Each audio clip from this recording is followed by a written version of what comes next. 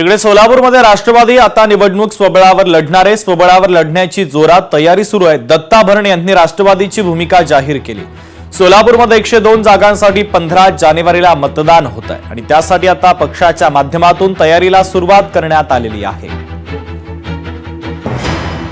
या बाबतीमध्ये खरं तर हा विषय आमचे नेते अजितदादा पवार साहेबांच्या अखत्यारीतला असल्यामुळे युती का तुटली, त्या बाबतीत काय घडलं या बाबतीमध्ये मला अधिक काय मी त्या खोलामध्ये गेलेलो नाही, पण निश्चित प्रकारे याचं उत्तर अजितदादा पवार साहेब हे देतील। आज आम्ही सोलापूर शहरामध्ये आम्ही सगळे उमेदवार उभा करण्याची आमची पक्षाची भूमिका आहे। जर सोलापूर शहरातील नागरिकांनी जर आमच्या पक्षाला जर कौल दिला तर भविष्यामध्ये या शहरामधले असणारे प्रश्न, असणाऱ्या अडचणी आमचे नेते अजितदादा पवार साहेबांच्या माध्यमातून आम्ही निश्चित प्रकारे या शहराचा विकास करू।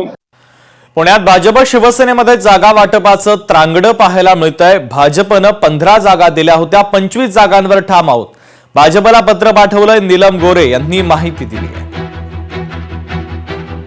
काल रात्री 25 वॉर्डांची यादी माझ्याकडे आमच्या राज्य पातळीवरती माननीय एकनाथजी शिंदे यांच्या वतीने माननीय उदय सामंत यांनी पाठवली आणि आम्हाला भारतीय जनता पक्षाने ज्या 15 जागा देऊ केलेल्या आहेत त्या स्वीकारार्ह नाहीत, त्या स्वीकारणं योग्य नाहीत आणि म्हणून आम्ही ही 25 वॉर्डांची यादी आपल्याकडे देतोय आणि त्यानुसार विचार व्हावा अशा प्रकारचं ते पत्र माझ्या सहीने द्यावं अशा प्रकारने त्यांची सूचना आली।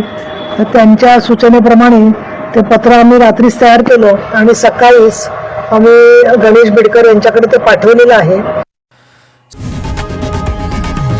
लोकशाही मराठी ऐका, पहा, जागरूक रहा।